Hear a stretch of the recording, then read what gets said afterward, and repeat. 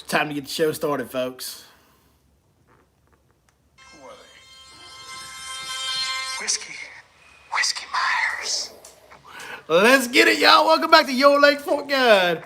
We're going to have some fun on the old live stream tonight. We're going to break down what is the best lake in the state of Texas for 2024. Don't tell none of your friends, not a one of them. Shh. We ain't going to tell nobody. We all going to be on top secret honey hole. Let's get it.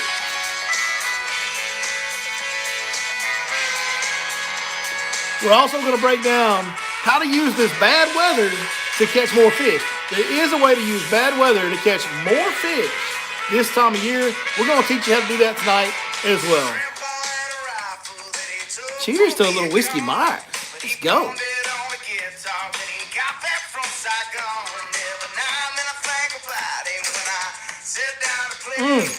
Love me some Whiskey Myers. If you like Whiskey Myers, put a thumbs up on the video. You know what I mean? Best band there is. Get your lucky lipper ready to go here in a minute. We got it cocked and loaded. As y'all get in here tonight, do me a favor, man. Join the chat. Let me know who we're talking to down there. Give us a like if you appreciate the videos. And, man, share this thing with your friends. Please, please, please share these videos with your friends. That's the number one way you can help us out here at Your Lake Fort Guide. That is the new, well, one of the newer songs. It's been out for a while now, a long time now. But John Wayne by Whiskey Myers got a very, very cool tune to it, in my opinion. I'm a big fan of those guys, and they're from East Texas, and they're into fishing. Well, most of them are anyway. Really cool band. Really cool band. If you search hard enough on this channel, you can see the lead singer fish with me and catch like a freaking giant. That was pretty cool that day, too. A lot of fun. A lot of fun. Made for some good content. So, what is the best lake in the state of Texas to fish? O.H. Ivy would probably be the most popular answer over the last few years. I don't know that it'd be the right answer anymore. We can talk about that. What's the best trophy lake in Texas? Lake Fork's always in the running. Man, after my trip to Toledo Bend, I'm convinced it's coming. Like, it's about to be on that list. Sam Rayburn's been there over the last few years. It's been really good. There's some little ones that nobody talks about. We may disclose a little top secret information that might get me killed. I might get assaulted at best, at worst, like at least I should say. I might at least get assaulted for mentioning some of the names of some of the lakes that I might mention tonight. So it's pretty valuable information. You might want to stay tuned for that. And like I said a minute ago, we will get into some tactics for this weather because this is pretty crappy weather. We finally get a little bit warmer numbers on the air temperature reading, but boy, don't feel much warmer out there because it's cloudy, it's raining. Well, that is not going to let the water warm up much. So we're going to talk about what's going on with the water column and how to use this to your advantage. There really is a way to use this to your absolute advantage to catch a lot of fish and catch some big fish. Well, I'll say a lot of fish. A lot of fish in comparison to what everybody else is catching. And catch some big fish when you get this bad, bad weather like we've been getting. So somebody says Welsh Winter Wonderland. Yeah, that's cheating, though. That's a heated lake. That is one quick way to do it, but no, we're not talking about that. We're talking about on cold water lakes. What are the tactics and techniques you can put into play to really give yourself a huge advantage this time of year? We're going to break down some of that tonight. All right. Got to get old Lucky Lipper in. Y'all ready? It's freaking Monday night. I'm kind of starting to get into this Monday night YouTube live deal. Like, it's all right. Like, I've been having a good time doing it. Monday nights are working well for me. You know, we used to do Thursday nights every week. I gotta be honest with you guys, my schedule just got out of control there for a while where I just couldn't keep up. And that's part of the reason I ended up taking like 3 whole months off because, man, I just got a little burnt out, dude. Like, I got burnt the hell out. And some of the negativity and stuff that's out there just wears on you after a while and some of the stuff you deal with. But I feel kind of like I like this Monday night deal. Y'all let me know in the comments, do y'all like the Monday night deal? Is it working for y'all? I think this is the 3rd Monday nighter we've done for live streams. And then we're doing the edited video stuff, comes out on Wednesdays. Let me know if that's working for y'all.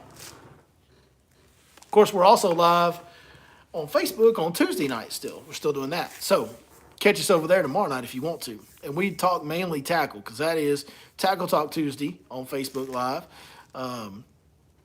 We do those on Tuesday nights. So say a couple of hellos and how you doings to John Denny, Dusty Smith, Mark. Well, don't know how to say your last name. But hey, Mark, thanks for joining us. Your favorite Asian girlie is talking about Lake Monticello. Well, if we can still get on it. Oh, that's Higginbotham. He's on his daughter's account. What's up, John Higginbotham? Yeah, Monticello will be great, but we're not allowed to be there. Ronnie Green's in the house. Mr. Freeze, appropriately named this time of year. Kevin Jones, Fiend Fishing. Shane Benton, Todd Doody. The law's in the house, boys. Don't be breaking no laws around here. And Don Den, Chris Curtis, Nathaniel Gay, Melton Horner, Terry Connolly have all joined since I started saying the hellos. Nathaniel Gay just popped in, man. Thank you, thank you, thank you. Appreciate you guys joining us. All right, what is the best? So, man, let's tell the story of Texas bass fishing in the last few years. The story's pretty much been West Texas and OHIV. It really has. I mean, the things that happened out there, the previous 2-3 winters, whatever it's been now, man, we really hadn't seen that in a while. It's, I'm not going to say we had never seen that. I think maybe you could say never because of the technology, like the numbers of giants that were getting caught, of individual giant bass that were getting caught, was pretty unique historically.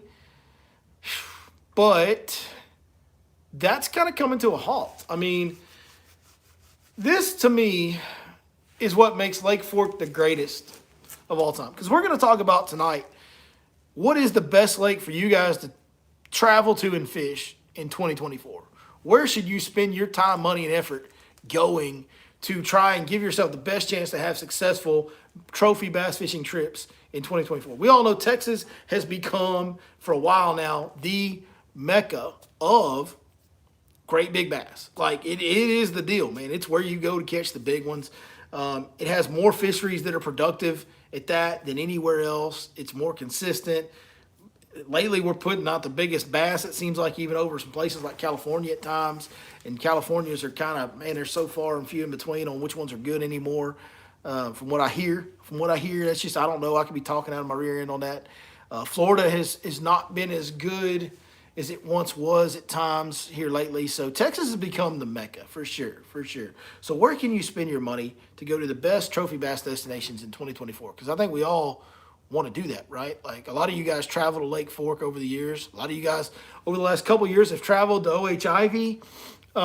In the past, you've traveled to Lake Falcon 10, 15 years ago, whatever that was, about 15. Has it been longer than that? Yeah, about 15. 10 to 15 years ago was when the Falcon deal was going off.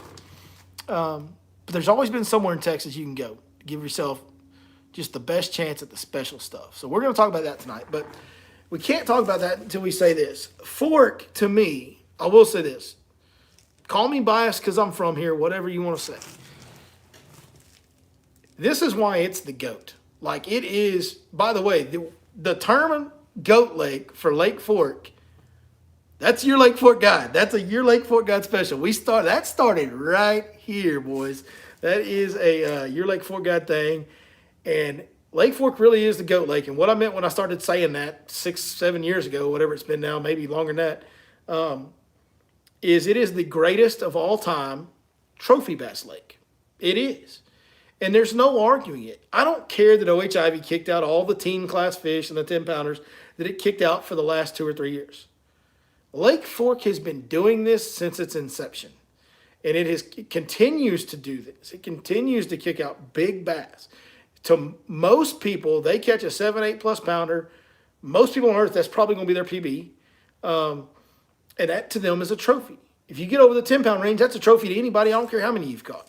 It's a special deal to catch a 10-pounder every time you do it. I don't care how many times you have done it. And I don't think there's anybody that would say otherwise. I have never found them, if there is. Somebody call Josh Jones and ask him, I guess. I don't know. But, no place on Lake Fork, no place outside of Lake Fork has been nearly as consistent. So there's always been somewhere that'll flash up a little bit. Amistad has flashed up in like the mid-2000s, 2005, 6, 7, 8. Amistad popped off. It was kicking them out. It was like, holy crap, dude, Amistad's the place to be. Falcon, right after that, from like 2007, 2008 to about 2012, 13, Falcon was the place to be. And, dude, if you thought Ivy was awesome, bro, like before live sonar and everything, like with no technology to speak of compared to today's stuff, dudes, like regular dudes, were catching 50-pound stringers out of Falcon Lake in 2009 and 10 and 11. Like, it was bonkers what was happening at Lake Falcon in those days. In some ways, that's unprecedented. We really haven't seen that. And now the latest one, and then, in 2014, TTBC hit Fork, and Keith Combs caught 110 pounds in 3 days, and Fork got a lot of the spotlight for a little while. And at that same time, Toledo Bend was getting a lot of spotlight because BASS was going there and rated them number 1 in the country. And Toledo was fishing amazing, kicking out 10-pounders left and right. Then it kind of went on a down cycle, and Rayburn took over. So there's all these cycles, right? Like this lake gets hot, this lake gets hot, this lake gets hot. But throughout all of that, Lake Fork is always right there. Like if it ain't the number 1 lake for trophy bass in Texas, for all the guys that are in the industry that live in the state of Texas that know, if Lake Fork's not number 1, it's rarely lower than 2. Sometimes it is 1, but it's a steady 2 at all times. Like it's never below 2. I don't really remember it ever being below the second best trophy bass lake in Texas on any given year. And that to me is what makes it the GOAT lake. I've stood by this statement, and there's so much data to back it up if you dig into it. I won't bore you with all of that tonight, but Lake Fork consistently puts out more fish over 6, 7, 8 pounds than any other lake in the country, and it does it being less than half of the size of most of these destination lakes. You know, Toledo and Rayburn are ginormous. Guntersville is ginormous. Okeechobee, big, huge. Falcon, 80,000 acres at Falcon. It's one of the smaller ones. Fork's 27,000 acres when it's full, which half of this last 15 years it hadn't been full. It's like 20 to 27,000 acres, and it is just pressured. It's the closest one to a major city, so it's nonstop pressure on it, and it just lives up to it. I mean, holds up to the pressure, kicks them out year after year, right up there with the best lakes in the country. This year, it's going to be interesting because they're going to fish Toledo Bend on the Bassmaster Elite Series, and the very next week they're going to Fork. That will be a very interesting 2 tournaments in a row to see what's the best lake. You know, like that'll be a really, like that's, when you watch these professional tours, you get more data gathering from watching that, and you get to see the weights from all those guys that are so good. It's really the best way to judge how good a lake really is, because there's no other situation where you're getting that much data from qualified individuals. I mean, all of these guys are qualified to give you a good read on how the lake's doing because they're all very good fishermen. And some of them are going to struggle, no doubt. But some of them are going to catch them really good. And no matter what the weather does, you're going to get some type of a read on what type of shape that lake is in. It's really, really fun and really exciting way for us to start the year with 3 major events: Bass Pro Tour at Toledo, Bassmaster at Toledo, and then Bassmaster at Lake Fork. Man, that's a really fun way. We get all that before the second week in March. That's freaking awesome. David Williams is saying Ivy. So let's get into what is the best for this year. David Williams is saying Ivy. Cameron Henderson says Fork always been overrated in my opinion. Way too many boat traffic, too many a-holes on the water cutting you off. Much rather fish somewhere else. To each his own, to each his own. But there's a reason all that boat traffic is there. Because that lake, no matter how much boat traffic it gets, keeps kicking them out. That's just the reality of it, guys. It's the greatest. It's the greatest at kicking out big bass. David Williams says Ivy. We're not talking about greatest of all time. We're talking about greatest this year. So let's transition to that. Sorry, I get a little distracted. I get fired up when I talk about Lake Fork. It's my home lake. I get to fish it so many times a year. I love it. I love it. I love it. Where can we... I got to stop reading. I'll answer one more question, then I'm going to concentrate on what we're talking about because I keep getting off topic. I apologize. This live stream will start in a minute. Where can you get these hoodies? You can't.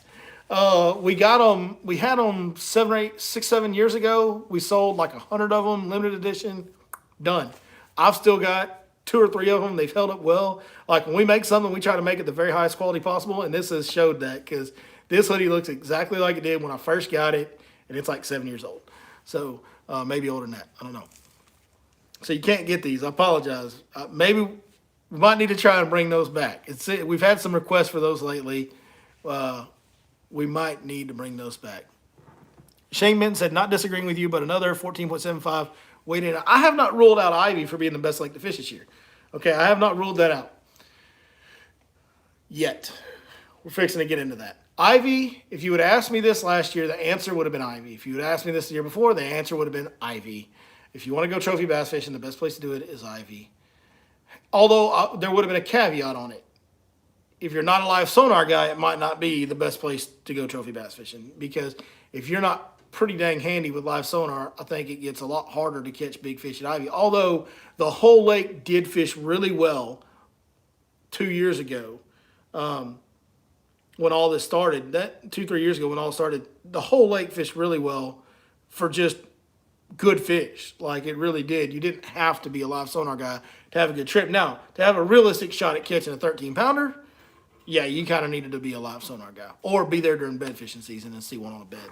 That was really your only two ways to really feel confident that you had a good chance of doing it. But times have changed. Ivy has continued to drop. This is the issue with West Texas and South Texas. Falcon Lake falls victim to this too. Amistad, Ivy, Falcon. Those are the biggest three lakes that have the biggest history of producing big bass. This is not the first run for Ivy. When Falcon was having its run, Ivy was having a run that was pretty dang impressive back then too, and didn't have near as many people fishing it. But OH Ivy has been a phenomenal trophy bass fishery before this. In that 8, 9, 10, 11, 2008, 9, 10, 11 time frame. But the issue in West Texas is water. The water goes up and down. We all know that those lakes are built steeper. It's steeper country, more elevation change, and they're liable to drop. You know, like I've seen Falcon at 60-foot low before when I fished. I think it was 60. I could be misquoting that, but Ivy, I think, is whatever it is, 40 or 50-foot low now. Man, these lakes start turning into dang near a river channel at some point, and they don't fish good at all. Like, they just don't. Maybe that'll change. Maybe with live sonar now you can still catch them when they're really, really low. But traditionally, these lakes get really low for extended periods of time because they're in a desert. That's what it is out there in West and South Texas, desert. And the fishing struggles really bad when these lakes are low for a sustained period of time. And then the lake will get up, and 2 or 3 years after it gets up and it stays up for a sustained period of time, it's the best fishing lake on planet Earth.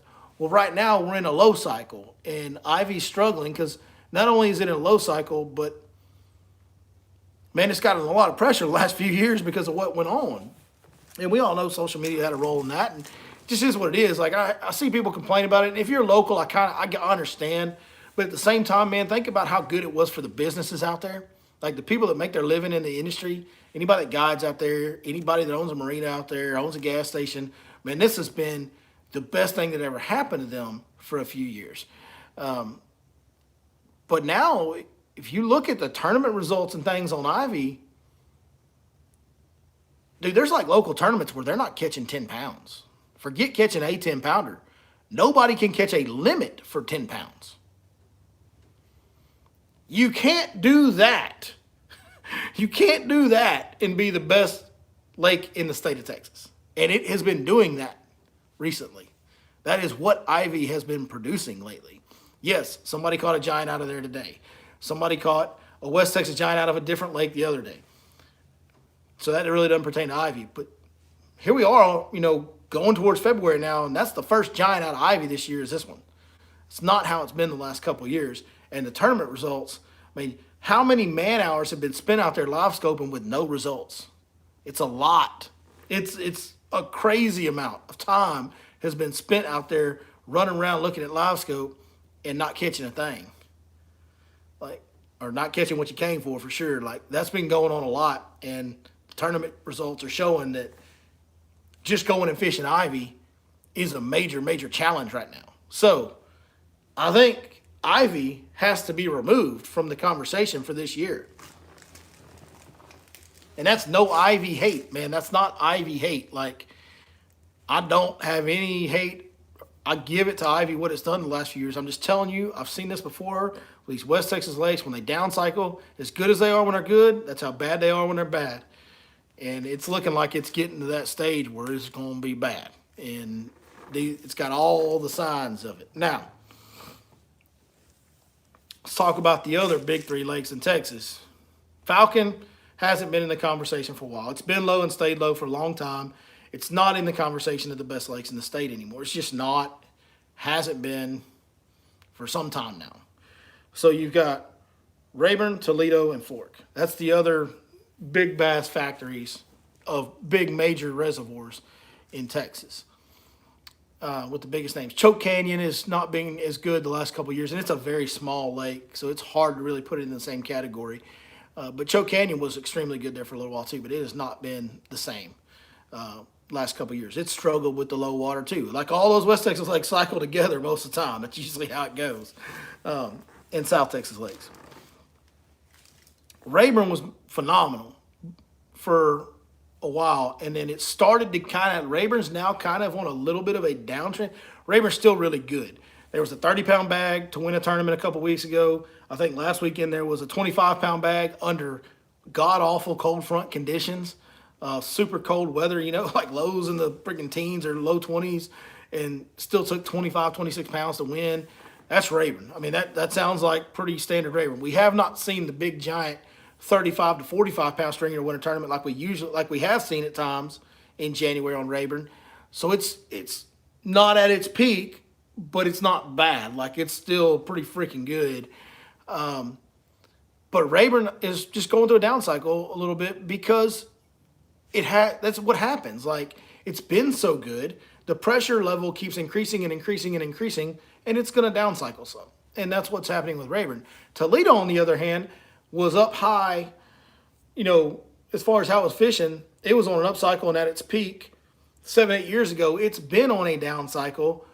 Now is coming back up. The grass, as we showed you in the video we put out last week, the grass has recovered phenomenally on Toledo Bend. Heard some great tournament results last year. You're fixing to start seeing some this year. I think if the weather will cooperate a little bit especially, I think Toledo Bend is on the uptrend. It really, really is. So I think maybe it's a year or two away, though. I think maybe it'll be at its peak here in a couple years. I don't think it's going to peak this year. I think all that grass just really came back in the last year or two. You give those fish a couple more years to settle in and grow and set up on that grass, and all of a sudden it's going to be as good as any lake in the country.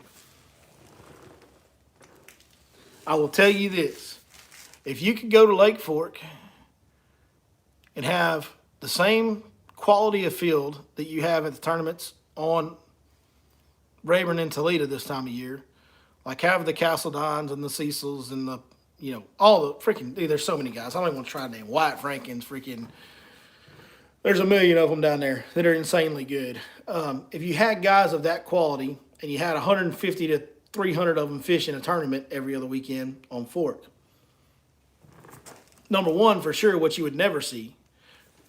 And if you could count slot fish, granted, I'm saying if you could count slot fish on Fork, which you can't, but if you could, because that's what the lake's producing is mostly slot fish, this time of year especially, you would never ever see a 10-pound bag win like you've been seeing on Ivy, even at a local derby, a small derby. That would never happen. If you had a big field like that, I don't think you'd ever see anything under 30 pounds in a team tournament win.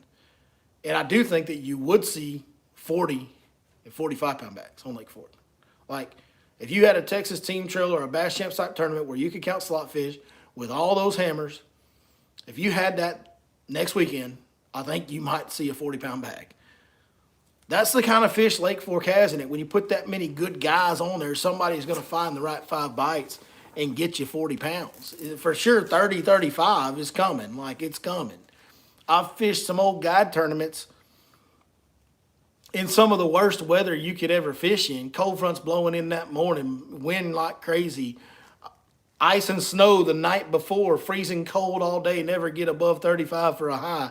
I've fished the old guide tournaments with 3 dudes in a boat. 2 of them don't really know what they're doing sometimes because they're guide customers, and only had, anywhere from 15 to 30 teams participating. And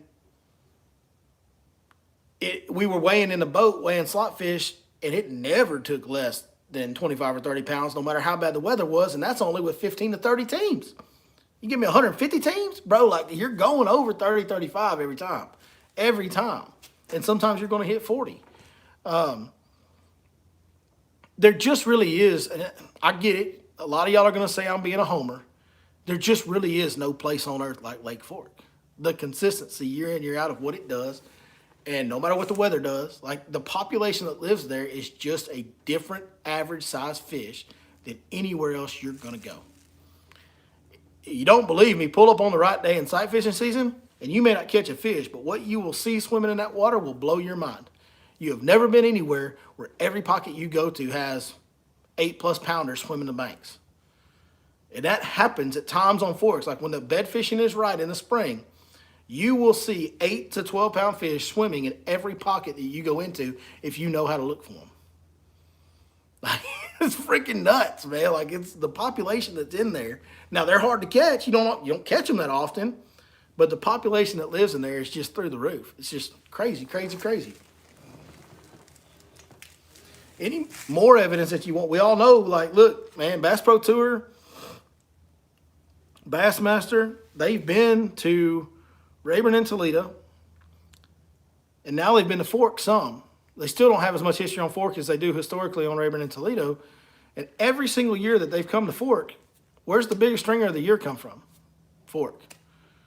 No matter what the weather's doing, you're going to catch 110, 115 pounds in 4 days. No matter what the weather does. Doesn't matter. I mean, them guys had ice on the decks of the boats last time Bass Pro Tour was here. If they were weighing 5-fish stringers, that's what it would have been.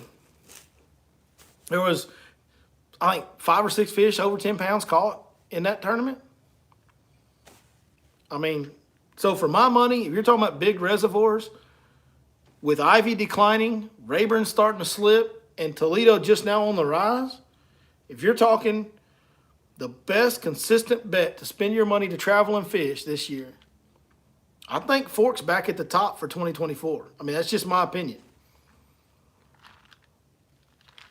And there will be, make no doubt, there's so many people live scoping, there will be some giant bass caught at Ivy, but not the numbers that have been in the past. And if you look at what happens to most of the people that go out there, it's not going to be nearly as pretty.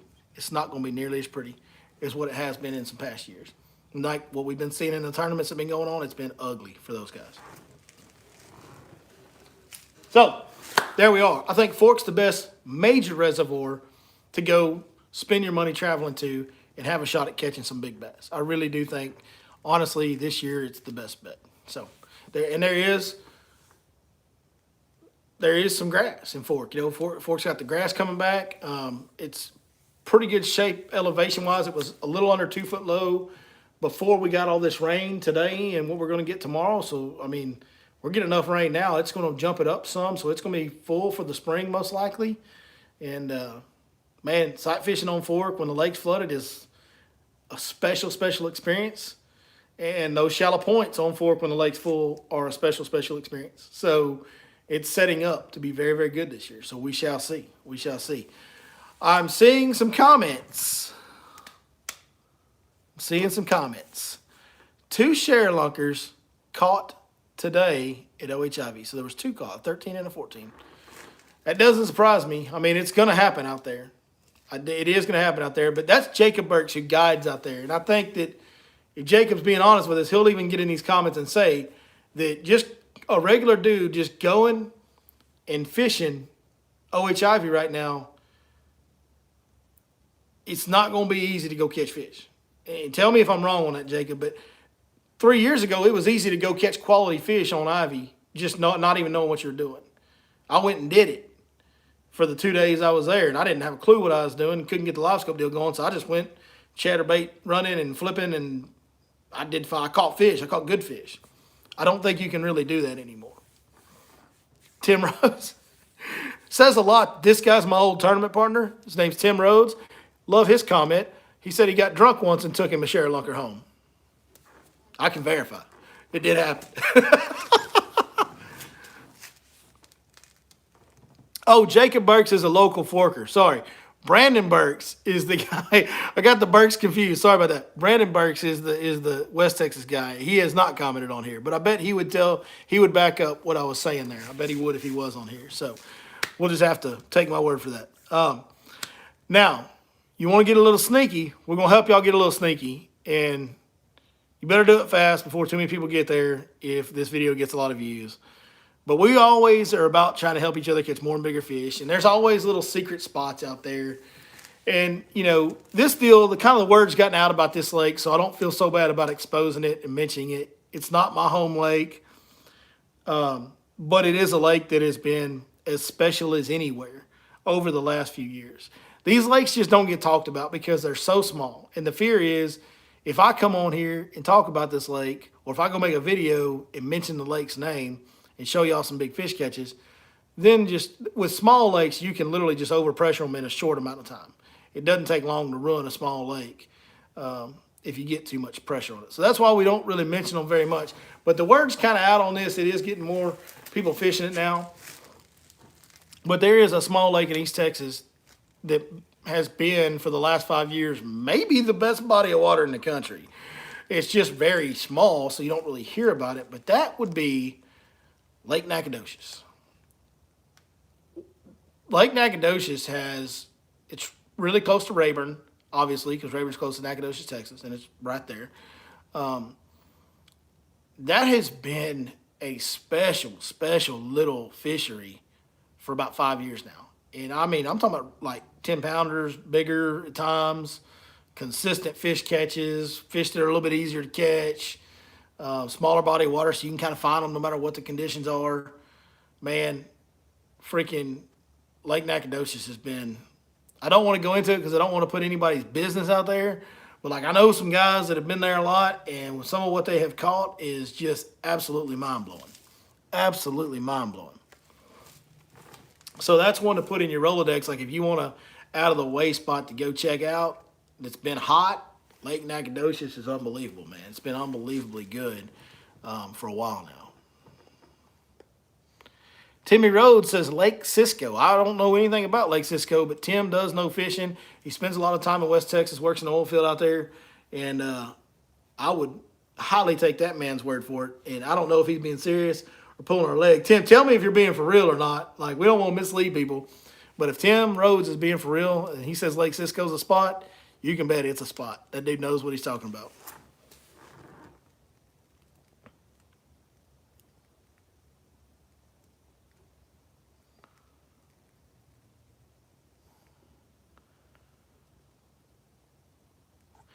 Yeah, and there's a West Texas lake that I've seen in a couple comments on here.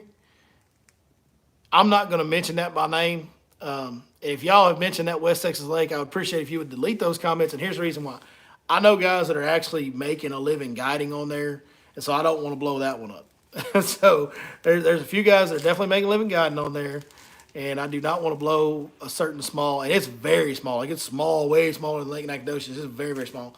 So I do not want to blow that one up for those guys out there. But yeah, a lot of the guys that were Ivy guides have shifted over to this other small lake, and they're killing it out there. And if you follow the OH Ivy guides and you're seeing a lot of big fish pictures, book them because they got a spot like that they can take you.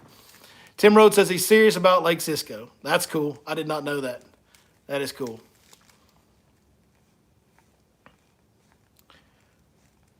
Michael Wall, I don't quite understand the question. You're asking me something about Lake of the Pines. What you about Lake of the Pines for the Bell this weekend? I'm thinking maybe you're asking me about a tournament this weekend on Lake of the Pines. If that's what it is, let me know. Caney Creek in Louisiana. This is not a Texas lake, but Caney Creek in Louisiana has been one of the hottest lakes in the region for a few years too. Caney Creek is similar to Lake Nacogdoches. It is kicked out plenty of giants, man. It's another small one that you can get to. Now, make sure you buy a Louisiana license if you're from Texas and you go there. But it's a special little fishery as well. Really, really, really good over the last 3, 4, 5 years for sure. So there's y'all some top secret hidey holes. Big fish lake or big bodies of water. I'm going Fork number 1. I'm going Toledo 2, Rayburn 3, and I'm going Ivy number 4 on the lakes that I would spend my money to travel to this year. And I get it. Everybody's going to scream bias because I'm a Fork guy and I put Fork at number 1. But I laid it all out there and explained to y'all why I really do believe that Fork is the one.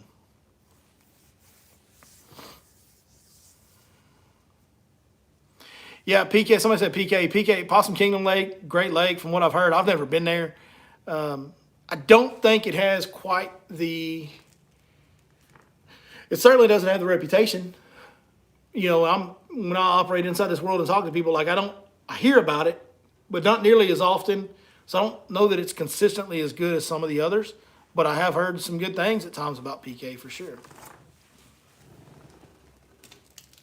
All right, let's get into topic number 2 for the night. Let's talk about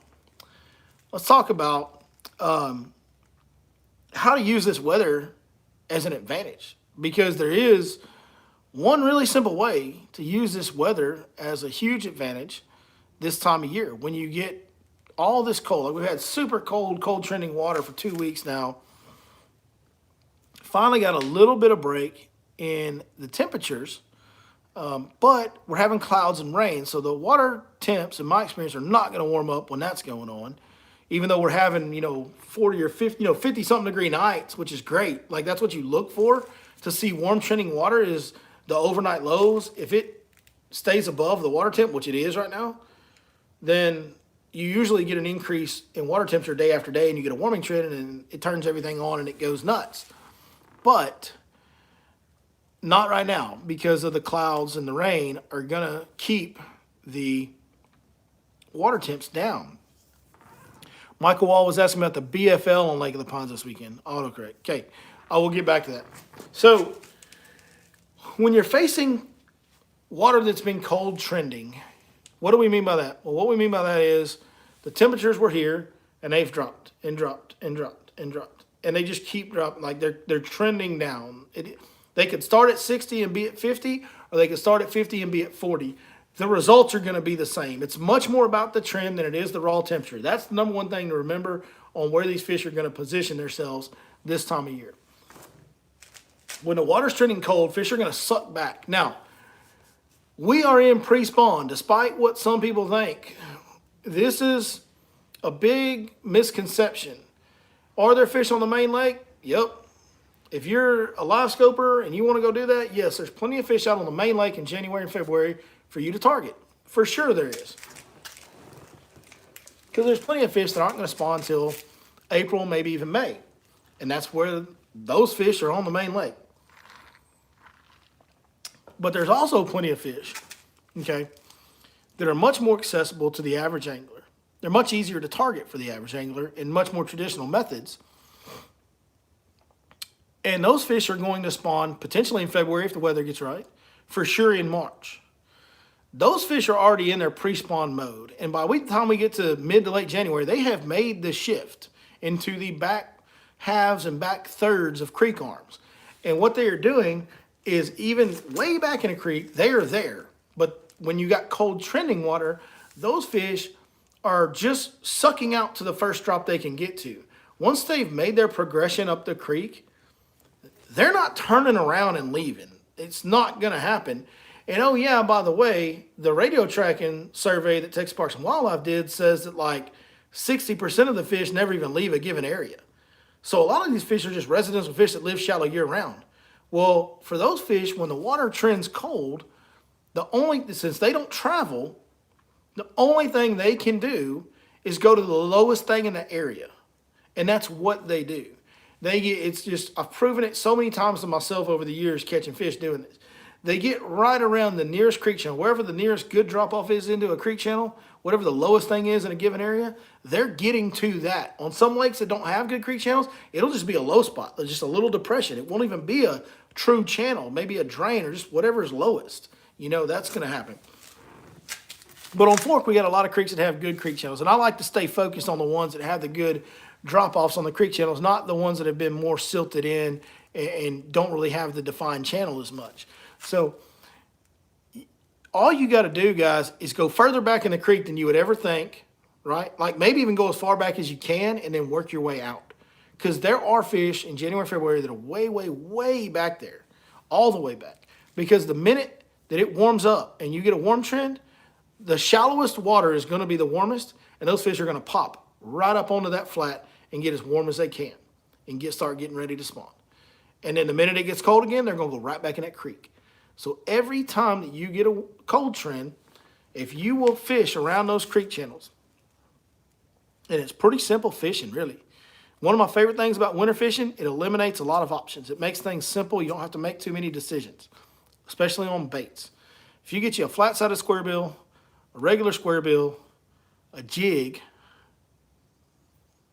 it's kind of all you need. If you want to target unders on Fork, you might need to go a different route. But if you get those three things, you can get bites in those creek channels. And really the deal is get those creek channels that are defined, find the timber that's standing along the edge of it, and fish your crankbaits deflected off those root systems and off the side of those stumps along that break on that creek channel, and your jig pitch it at the base of every stump.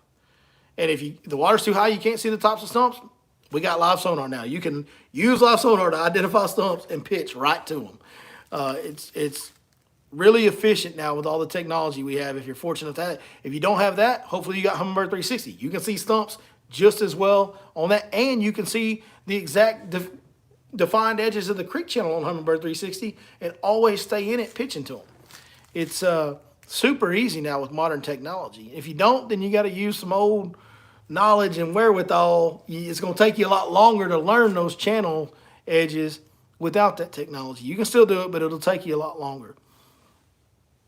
But you focus on those channel edges where it falls down into the creek.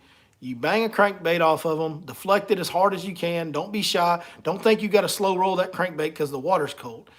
The faster you wind that crankbait, the harder it's going to deflect off that wood, the better they're going to react to it and bite it. The jig, put it right down in there, crawl it through, let it fall down. Crawl it through, let it fall down. Every time it catches on a root, it pops off, let it go down to the bottom. And it's those sudden start-stop falls that get reaction bites. That's the other part. Don't try to baby them. Make that thing bang around in there. Use a 3/4 ounce jig. That's what I do. I use a 3/4 ounce jig, make it fall faster. Crankbaits, I wind them fast, make them deflect harder. But those creek channel edges, like how many times do you get to go fishing? Like if I'm going fishing tomorrow, I'm not because it's going to rain all day. I don't got too many people that want to pay to go stand in the rain all day. And if I'm not getting paid, I don't know that I really want to do it that much. But like if I'm going fishing on Wednesday, no rain, and I'm going fishing Wednesday, no rain, right? I'm going to get around those creek channels and I'm going to go to the lake, and I know without a doubt for a fact where the fish are located. How many times do you get to go to the lake and before you get there, you know exactly where all the fish you're going to target are sitting? You don't have to wonder, are they in 15 feet or 20 feet? Are they in 25 feet? Are they up there shallow in the bushes? Like there ain't none of that. There's none of that to worry about. Like it is actually a huge advantage when you get drastically cold trending water that you know all the fish are going to be around the breaks in the creek channel in the back third of the creek. Just go to the back of the creek, get on the creek channel, pick every piece of wood apart coming back out of it, crank it, jig it. You will catch fish. It's that simple. And you'll catch some big fish, some really big fish, old school fishing. It's pretty fun. Cranking and flipping a jig. Like, how much better does it get than that? How much better does it get than that? All right, I will answer the questions on Palestine in a second because I promised this gentleman up here, Michael Wall, I would answer his question about BFL on Lake of the Pines this weekend. So everything that we just said, everything that we just talked about, do that on Pines. On the upper end would be where I would go. That's where it's going to happen earliest as far as spawn. That's where the fish are going to be fully pre-spawned, farther along. If you find drains that have grass in them, they'll be in the low spot in those drains. If you have drains that have grass in them, you can fish the low spots differently. You don't have to crank. You don't have to flip a jig. Now you can take a trap and a chatterbait, contact that grass and pop it out of there, and you're going to get those same winter bites. Same thing you saw us doing on Toledo. That's exactly what we were doing on Toledo. Finding where the grass broke up into low spots, letting the chatterbait get down in there, popping it out. That is going to play on Lake of the Pines on the upper end if it has grass. If it doesn't have grass, you're going to have to find the low spots, the channel breaks, the drains that have some wood on them, and pitch and flip and crank that wood. Big spinnerbait, big bladed spinnerbaits that thump are good in this pattern as well. Rolling that around those hard pieces of cover as well. So I think that's what's going to happen. And what do I think it's going to take to win the BFL on Pines? Well, I think somebody's going to get 5 of the right bites because it's pre-spawn. And it's probably going to be like 25, 30 pounds, maybe more. Because that's what happens when you know this pattern and you follow this pattern this time of year. Even when the weather's nasty and cold, those big pre-spawn bass are sitting in there. If you keep banging on them, you'll get 5 of them to bite, and a lot of them are going to be big, and you're going to have a good bag. Like, I can't tell you how many 25-pound plus bags I've caught on really what should be bad weather days where hardly anybody's fishing in January. Like, it happens all the time. All the time. All right, thoughts on Palestine in the winter? Ian Ashley asked, and then Todd Fleischer said Palestine is good in the winter. Fish docks and rocks. Somebody below that said Israel or Palestine. Well, we're talking about Lake Palestine in Tejas. So we're not talking about that. And I don't even want to get on that friggin' topic because I don't want to get angry tonight. So we're not going to do that. But because I spent a little bit of time over that part of the world and I do not want to even think about what's going on over there. But Lake Palestine used to be the same exact thing that I'm talking about. Unfortunately now, Palestine's low. From what I understand, it's missing a lot of the grass. So it's not good. It's not, that pattern is not nearly as effective. And it doesn't have a lot of the real defined creek channels. It does in some areas have defined creek channels, but a lot of it doesn't. And so Palestine is kind of turned into more of a main lake fishery from what I can gather. I don't fish it enough to really know. But yeah, kind of what Todd was saying, rocks. Like, I know there's always a jerkbait bite in the wintertime out there like there is on every fishery. You say jerkbait's a really good bait.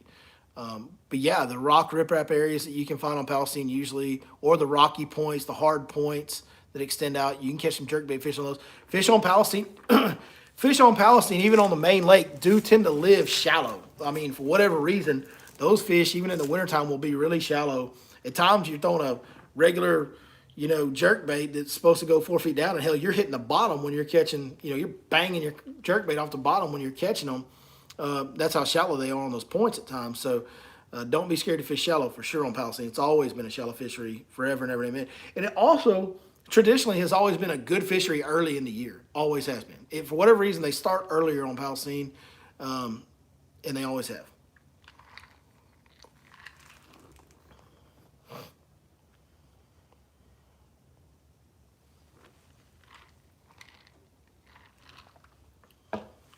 All right. Well, there we go. We've caught up on questions, and we've talked about our topics. So I guess that's going to be it tonight, man. Try that pattern. When it gets really cold and tough and nobody wants to go lake, go out there and grind it out around those channels in the back thirds of the creek, and I think you'll be happy with what happens. Let me know what y'all thought of my lake list that I made. I know there's going to be some folks that disagree, I'm sure. But let me know what you thought in the comments, man. Hey, appreciate you guys watching as always. Thanks so much. We will see you guys next time right here on your Lake Fork Guide. What is this? Can I say hello to Inez? Hello, Inez. Thank you. Thank you for watching so much, Inez. Hopefully I'm saying that right. I'm not even going to try the last name. I will mess that up for sure. But thank you. Yeah, we'll see you guys next time right here on your Lake Fork Guide.